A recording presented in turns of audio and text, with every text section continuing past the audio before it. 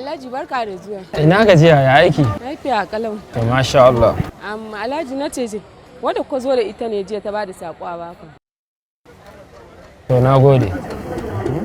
Na ce Alhaji kana da bukatan kifi ne? Akwai tarwada? To a kawo mu.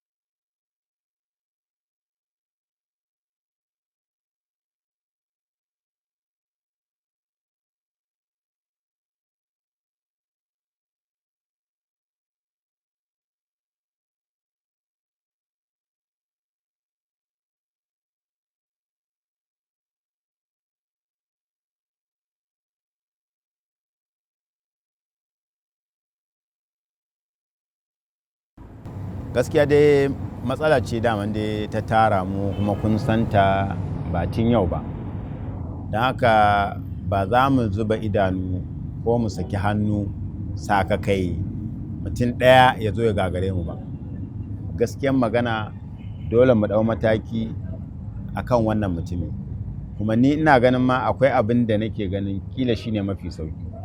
Ya tashi ya bar unguwan nan a matsayin gida nasa ne, amma dai ya tashi ya bar mana unguwa ko kuma mu sai gidan ya tashi gaba ɗaya kenan. Mun saye shi sai mu makaranta da masallaci. Alhaji Ado in ma baka sai gidan ba ni zan iya siya, ko kuma tunda abin ya gagara ana ganin ba za a iya masa magana ba, mu sai mu je gaban sarki mu faɗi mu gaisuwa mu faɗi matsalar mu ko kuma mu kai shi gurin 'yan sanda. Alai Garba, wallahi Alai Garba, duk ran da muka zauna kan teburin sulhu kana kawo magana mai martaba Allah za mu bata da kai. Ina da lambar shamaki ma. Sai in gaggaura mamari. Kai baka da wani tasiri. To me ka zancen mari? Daga an faɗi gaskiya me unguwa? To shi ai bakin ciki yake a rauni na, kuma ni ba ni ne wa kaina ba. A to ai hanyar da aka biyo ce kamar babu alamar maslaha. Mari kake zance. Dukkanin abin da Alhaji Ado ya faɗa da dukkanin abin da Alhaji Garba ya faɗa, to Allah ya taimake ka na goyi da baya. Ba za mu zuba idanu ba yara nan ya bata mana tarbiyyar yara.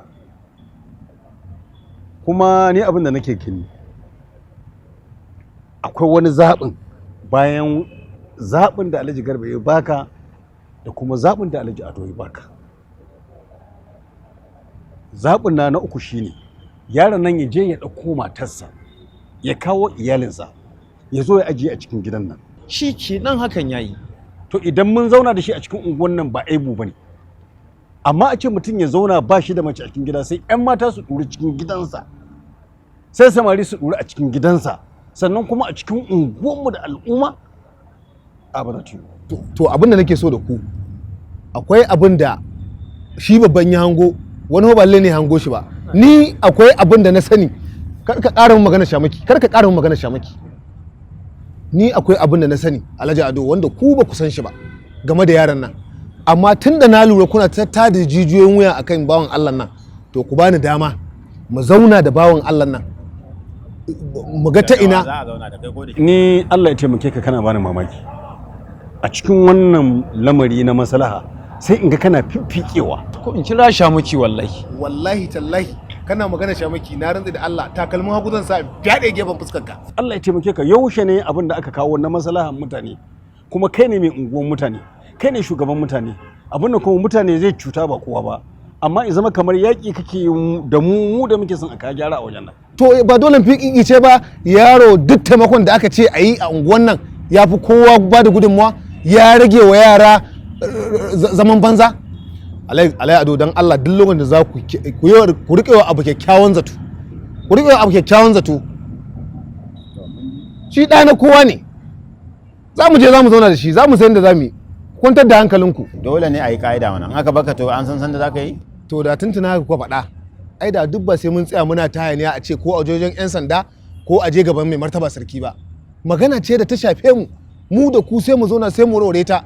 Kuma ni abin da ke mamaki da al'umma, duk wanda kaga ya lalace da gidansa ya lalace, ba yanda za a yi baka lalata yaro a gida ba ya fito waje ka ce wani ya lalata maka shi. Na'am. Mun yi magana da Smasha ta sanar da ni cewa sun yi magana da Alhaji Ibrahim zai shigo gobe.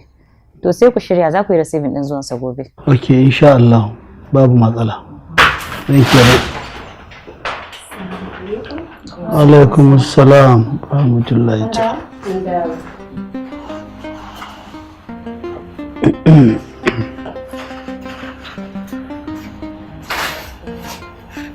To sai ku ba iyayen namu abincin su ko su je su ci abinci su ma.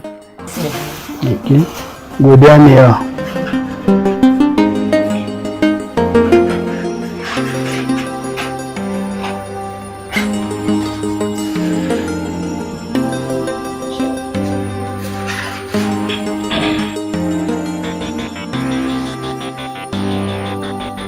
Mun gode, thank you.